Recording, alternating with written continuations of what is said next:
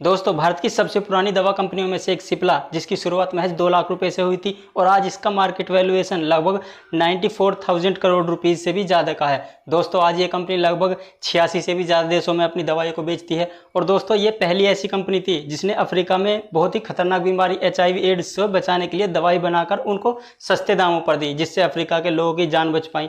लेकिन दोस्तों, अभी हाल ही में एक खबर निकल कर आई है कि सिप्ला अपनी हिस्सेदारी बेचने जा रही है। तो दोस्तों, कैसे ये कंपनी हजारों करोड़ रुपए की बनी और कैसे आज बिकने के कगार पर पहुंच चुकी है, जानेंगे सब कुछ आज की इस वीडियो में। अगर आप चैनल पर नए हैं तो हमारी छोटी सी यूट्यूब फैमिली के साथ जुड़कर इसको और भी बड़ा करें, जिससे कि हम आपके लिए ऐसी इंटरेस्टिंग केस स्टडीज इस चैनल पर लाते रहें। दोस्तों, बात है 1920 के दशक की। ख्वाजा अब्दुल हमीद के पिता चाहते थे कि उनका बेटा पढ़ लिख कर बड़ा वकील बने, लेकिन ख्वाजा की दिलचस्पी केमिस्ट्री में थी और वो केमिस्ट्री की फील्ड में कुछ करना चाहते थे। लेकिन पिता के दबाव के कारण उन्होंने वकालत की पढ़ाई की और वकालत की आगे की पढ़ाई करने के लिए उन्हें यूके जाना पड़ा। लेकिन वो यूके जाने के बजाय सीधे पहुंच गए जर्मनी उस टाइम पर केमिस्ट्री का हब माना जाता था। जितनी भी केमिस्ट्री से रिलेटेड रिसर्च होती थी वो सबसे पहले जर्मनी में हुआ करती थी, इसलिए वो जर्मनी चले गए और वहाँ पर केमिस्ट्री से रिलेटेड चीज़ें सीखने लगे और केमिस्ट्री की पढ़ाई भी उन्होंने आगे अपनी जारी रखी। देखते ही देखते वो केमिस्ट्री की फील्ड में काफ़ी आगे निकल गए और वो रिसर्चर बन गए। वहाँ पर उन्होंने इस फील्ड में एक छोटी सी नौकरी भी प्राप्त कर ली और वहीं की एक महिला से शादी कर फिर कुछ टाइम बाद वो इंडिया वापस आ गए। उस टाइम पर देश आज़ाद नहीं हुआ था। अंग्रेज अपनी बनाई हुई दवाइयाँ भारत देश में लाकर उनको ऊंचे दामों पर बेचते थे। जो बेसिक दवाइयाँ थी उनको भी काफ़ी हाई रेट में बेचा जाता था। एक तरह से जहाँ विदेशी कंपनियाँ भारत को एक अहमियत नहीं देती थी, ना ही वो उतनी दवाइयाँ भारत में भेजती थी जिससे कि भारतीय लोगों का इलाज समय पर हो सके। हमीद गांधी जी, सुभाष चंद्र बोस और नेहरू के काफ़ी करीबी रहे थे और उस टाइम पर असहयोग आंदोलन भी चल रहा था और स्वदेशी अभियान भी चल रहा था। लेकिन हमीद ने कहा कि स्वदेशी अभियान चलाकर विदेशी वस्तुओं को जलाकर कुछ नहीं होने वाला, हमें आगे बढ़कर खुद अपने आप में आत्मनिर्भर होना पड़ेगा। और इन्हीं सब चीज़ों को देखते हुए ख्वाजा अब्दुल हमीद ने साल 1935 में अपनी खुद की एक छोटी सी कंपनी चालू की, जिसका नाम था chemical industrial and pharmaceutical laboratories यानी कि सिप्ला। और तभी से इन्होंने दवाइयों का निर्माण चालू कर दिया। लेकिन 1937 तक आते आते दवाइयों का निर्माण काफ़ी धीमा हो रहा था और उस टाइम पर स्थिति भी ऐसी नहीं थी कि कोई भी स्वदेशी प्रोडक्ट को लोग आसानी से एक्सेप्ट कर लेते थे।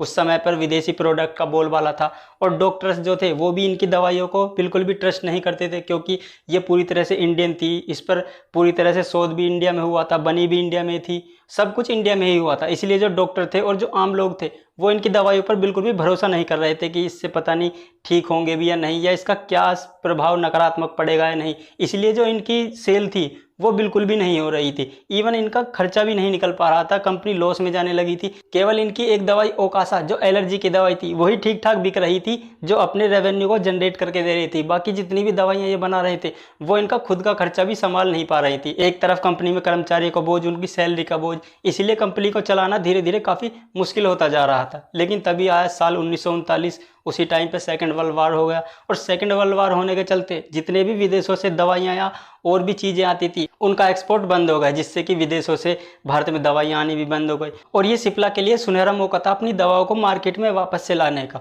फिर जहाँ एक तरफ दवाइयों की शॉर्टेज हो गई थी, वहीं डॉक्टरों और हॉस्पिटलों के लिए भी ये मजबूरी हो गई थी कि वे सिप्ला की दवाइयों को ही यूज करें। और जैसे ही वो सिप्ला की दवाइयाँ यूज करने लगे, सिप्ला की दवाई क्वालिटी में बेस्ट थी, तो धीरे धीरे लोगों का उन पर विश्वास बढ़ता गया, जिससे कि लोग और डॉक्टर्स भी फिर इनकी दवाइयों को लोगों को प्रिस्क्राइब करने लगे, जिससे लोग भी उनको खरीद कर इस्तेमाल में करने लगे और कंपनी का धीरे धीरे जो रेवेन्यू था वो धीरे धीरे बढ़ना शुरू होने लगा। और फिर 60 के दशक में तो कंपनी की ग्रोथ में एकदम से उछाल आया। 1968 के दौर में कंपनी का टर्नओवर 1 करोड़ से भी पार जा चुका था और कंपनी धीरे धीरे सफलता के झंडे गाड़ते जा रही थी। और कंपनी की सफलता का अंदाजा आप इसी बात से लगा सकते हैं कि 90 के दशक आने तक कंपनी का टर्नओवर 100 करोड़ से भी पार हो चुका था। और एक टाइम वो था जहां देश दूसरे देशों से मंगाई हुई दवाओं पर निर्भर था। अब वहीं भारत की सिप्ला दूसरे देशों में भी अपनी दवाइयों को एक्सपोर्ट करने लगी थी, जिससे कि कंपनी की ग्रोथ को भी काफ़ी फायदा हुआ और देश की आर्थिक व्यवस्था को सुधारने में भी सिप्ला का अच्छा खासा योगदान रहा। मार्केट में पहले से जिन बड़ी कंपनियों का दबदबा था, धीरे धीरे सिप्ला ने उनके दबदबे को खत्म किया और दुनिया में वर्चस्व कायम करती हुई आगे बढ़ती जा रही थी। एक तरफ जहाँ दूसरी बड़ी कंपनियां थी वो महंगे रेट में अपनी दवाइयों को बेचकर अच्छा खासा मुनाफा जनरेट कर रही थी, लेकिन सिप्ला ने कभी भी मुनाफे की तरफ नहीं सोचा। उन्होंने हमेशा से ही अपनी प्रायोरिटी को रखा कि गरीब लोगों को सस्ती दवाएं मुहैया कराई जाएं, जिससे कि गरीब लोग भी समय से इलाज पाकर उन खतरनाक बीमारियों से बच सकें। और यही इनका बेसिक फंडा इनके लिए ग्रोथ का सबसे बड़ा कारण भी बना, क्योंकि एक तरफ जहां दूसरी बड़ी कंपनियों की दवाइयाँ काफ़ी महंगी होती थी, वहीं सिप्ला की वही दवाइयाँ काफ़ी सस्ती होने लगी। और धीरे धीरे फिर सिप्ला ने दूसरी बड़ी विदेशी कंपनियों की मार्केट तो कैप्चर कर ही ली थी, बल्कि और दूसरी इंडियन फार्मास्यूटिकल कंपनी के लिए भी आगे आने के लिए रास्ते खोल दिए थे, जिससे कि फिर नई नई जो इंडियन कंपनी थी वो भी धीरे धीरे मार्केट में आने लगी, और जो विदेशी कंपनियां थी उनका भारतीय मार्केट से वर्चस्व पूरी तरह से खत्म होता चला गया।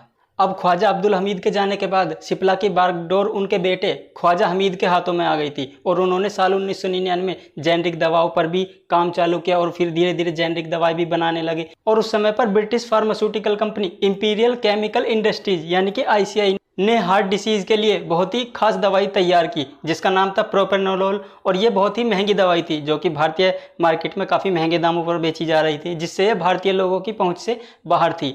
और इसीलिए फिर सिप्ला ने इसका एक जेनरिक वर्जन तैयार किया जो काफ़ी सस्ता था और जिसको लोग ज़्यादा खरीदने भी लगे। इसीलिए फिर ICI ने इसके खिलाफ कोर्ट में केस दायर किया कि इन्होंने हमारा पेटेंट का उल्लंघन किया है और हमारी दवाई का जेनरिक वर्जन बनाकर ये मार्केट में बेच रहे हैं। इसका इम्पैक्ट ये हुआ, फिर सिप्ला की जो वो जेनरिक वर्जन था उसको कोर्ट ने बंद करा दिया पेटेंट के एक्ट का उल्लंघन के तहत। इसीलिए फिर सिप्ला ने उसके खिलाफ कड़ी आवाज़ उठाई और इस पूरे एक्ट को बदलने के लिए ये उस टाइम के प्रधानमंत्री इंदिरा गांधी से मिले, और यूसुफ हमीद ने इंदिरा गांधी से कहा कि हम अपने लोगों को इसलिए दवाई से वंचित रखें क्योंकि वो दूसरे देश में बनाई गई है और उसकी कीमत ज़्यादा है, क्या इस आधार पर हम अपने लोगों को दवाई से वंचित रख सकते हैं? और ये बात इंदिरा गांधी को इतनी चुभ गई कि उन्होंने रातों रात उस पेटेंट एक्ट में बदलाव कर दिया और फिर नया पेटेंट एक्ट लागू किया गया, जिसमें कोई भी दवाई जिसका पूरा प्रोसेस सार्वजनिक है, जिसको बनाने की पूरी प्रक्रिया सार्वजनिक है, उसको कोई भी जेनरिक रूप में बना सकता है। उसके लिए किसी को पेटेंट लेने की आवश्यकता नहीं है और ना ही उसके पेटेंट पर कोई अपना अधिकार जमा सकता है।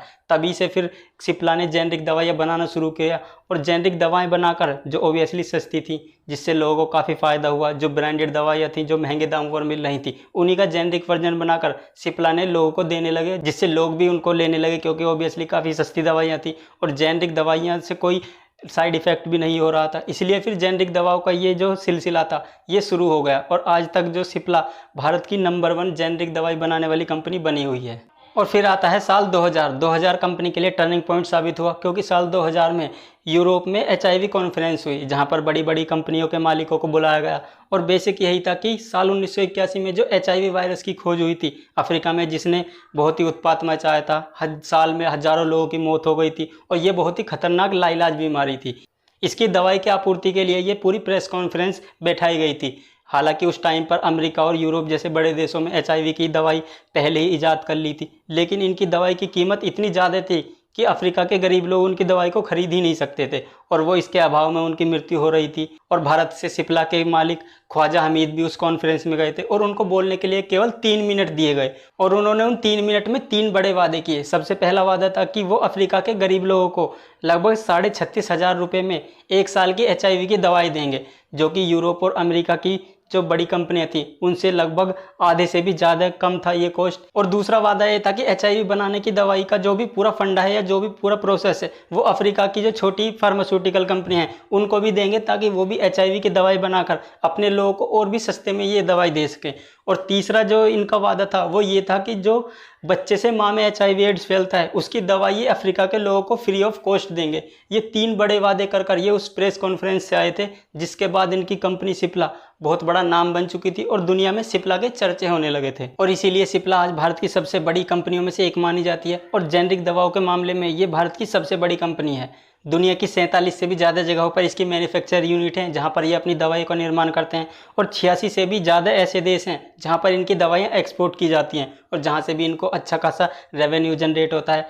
और अगर इनके टोटल ओवरऑल रेवेन्यू की बात करें तो 60% ऐसा रेवेन्यू है जो विदेशी मार्केट से आता है और 40% रेवेन्यू इनका घरेलू मार्केट से आता है। और अब कंपनी के बिकने की खबर चर्चाओं में है और इसके बिकने का सबसे बड़ा कारण जो बताया जा रहा है वो है कि वाजिब उत्तराधिकारी ना मिलना। कंपनी के पास अब ऐसा कोई शख्स नहीं बचा है जो कंपनी को अच्छी ढंग से चला सके, क्योंकि ख्वाजा हामिद के बाद उन्होंने कंपनी की बागडोर यूसुफ हामिद को सौंपी थी और यूसुफ हामिद भी अब 80 साल से भी ज़्यादा के हो चुके हैं, तो उनकी भी हालत अब स्थिर नहीं रहती जिससे कि वो कंपनी का संचालन ठीक से कर सकें। इसीलिए उन्होंने साल 2015 में कंपनी की बागडोर अपनी भतीजी के हाथों में सौंप दी थी, जो तभी से इस बोर्ड का हिस्सा हैं और कंपनी को चला रही हैं। इसीलिए अब कंपनी के पे जो इनके लगभग 33.5% हिस्सेदारी है, अब ये उसको भी बेचने की सोच रहे हैं और इनकी इस हिस्सेदारी को खरीदने की सबसे बड़ी जो दावेदार दिख रही है वो है दुनिया की सबसे बड़ी कंपनी ब्लैकस्टोन। अगर ये डील हो जाती है तो कंपनी की सारी हिस्सेदारी फिर ब्लैकस्टोन के पास चली जाएगी और ये स्वदेशी कंपनी पूरी तरह से विदेशी बन जाएगी।